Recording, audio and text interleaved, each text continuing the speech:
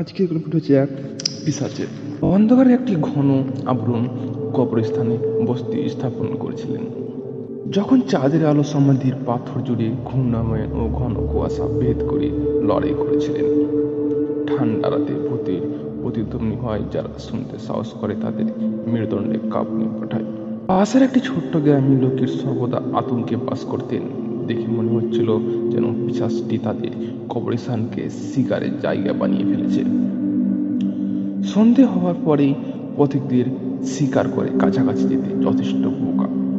নিখোঁজ গ্রামবাসীর গল্পগুলি প্রতিটি দিন অতিবাহিত করার সাথে সাথে বেড়েছে। শহরবাসীদের হৃদয় আঁকড়ে থাকা সন্ত্রাসকে আরো গভীর করেছে। গ্রামবাসীদের মধ্যে থমাস নামে একজন যুবক ছিলেন, যিনি ভূতির সন্ত্রাসের রাজত্বের অবসান ঘটাতে দৃঢ় সংকল্প পোষণ করেছিলেন। তার শহরের প্রতি ভালোবাসা এবং তার প্রিয়জনদের রক্ষা করার জন্য আকাঙ্ক্ষা দ্বারা তিনি এই ভয়াবহতার অবসান ঘটাতে শপথ করেছিলেন। তার সাহসের সজ্জিত থমাস কবরস্থানের মধ্যে লুকিয়ে থাকা গোপন রহস্য উদ্ঘাটনের জন্য একটি বিপজ্জনক যাত্রা শুরু করেছিলেন। থমাস যখন ভয়ঙ্কর কবরস্থানে পা রাখলেন, তখন তিনি অনুভব করতে পারলেন যে পিশাচের নিঃসঙ্গ উপস্থিত তার ওপর ভারী। এগিয়ে যাওয়ার জন্য সংকল্পবদ্ধ তিনি সতর্কতার সাথে সমাধির পাথরের গোল ধাঁধা এবং অতিবৃদ্ধ গাছের পাতার মধ্যে দিয়ে তার পথ তৈরি করেছিলেন। যা প্রাচীন রহস্যগুলি করে অন্ধকারে হৃদয়ের আরো কাছাকাছি হেঁটে সে তার নিজের হৃদয়ের ছন্দময় ধাপনি শুনতে পেল। রাতের মধ্যে হঠাৎ বরফের মতো ঠান্ডা একটি অস্বাভাবিক কণ্ঠ নীরবতা ভেদ করলেন। কেন তুমি আমার রাজ্যে এসেছো, মর্ত?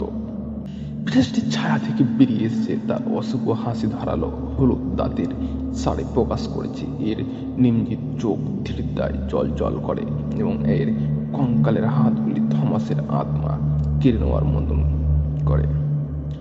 সাহসের প্রতিটি আউন্স ডেকে থমাস তার মাটিতে ধীরতার সাথে দাঁড়ালেন। তোমার সন্ত্রাসের রাজত্ব আজ রাতে শেষ, সে বলল। তার কণ্ঠস্বর তার শিরা উপশিরা ছড়িয়ে থাকা ভয়েও সত্য স্থির। আপনি আর এই গ্রামে তাড়াহুড়ো করবেন না এবং নির্দোষ জীবন দাবি করবেন না। ধীর প্রতীক যুবক এবং পিশাচের মধ্যে একটি উত্তাল যুদ্ধ শুরু হয়। থমাস অটল সংকল্পের সাথে লড়াই করেছিলেন, তার সমস্ত শক্তি উন্মোচন করেছিলেন। তিনি তৎপর সাথে পিশাচের ভয়ঙ্কর আক্রমণকে এড়িয়ে গেছেন। তার প্রতিটি পদক্ষেপ গণনা করা এবং সুনির্দিষ্ট গ্রামের মঙ্গল তার সাফল্যের উপর নির্ভর করে এবং ব্যর্থতা একটি বিকল্প ছিল না। যুদ্ধ চলতে চলতে থমাস পিশাচের শক্তির উৎস আবিষ্কার করলেন, একটি অভিশপ্ত তাবিজ তার পচা বুকে ইভেন্ট করা। ক্ষণিক করে বিক্ষিপ্ত গুপ্তর সুযোগ নিয়ে থমাস তার সমস্ত শক্তি দিয়ে পিশাচের হাত থেকে তাবিজটি মুছে ফেলতে সক্ষম হন। আলোর একটি অন্ধ ঝলকানি ফুটে উঠল, কবরস্থানকে তার ঐশ্বরিক দীপ্তিতে আচ্ছন্ন করে ফেলল। আলো নিভে গেল। থমাস নিজেকে সমাধির পাথরের মাঝে একা দাঁড়িয়ে থাকতে দেখেন। পিশাচটি অদৃশ্য হয়ে গেছিলেন, তার অটল সংকল্প এবং তাবিজের শক্তি দ্বারা পরাজিত হয়েছিলেন। থমাসের সাহসের খবর পুরো গ্রামে দাবানোর মতো ছড়িয়ে পড়েন এবং লোকের ভূতের আতঙ্ক থেকে নতুন পাওয়া মুক্তিতে আনন্দিত হয়েছিলেন। থমাস একজন নায়ক হয়ে উঠেছিলেন, সেই সম্প্রদায়ের জন্য আশার প্রতীকে এক সময় ভয় বাস করত।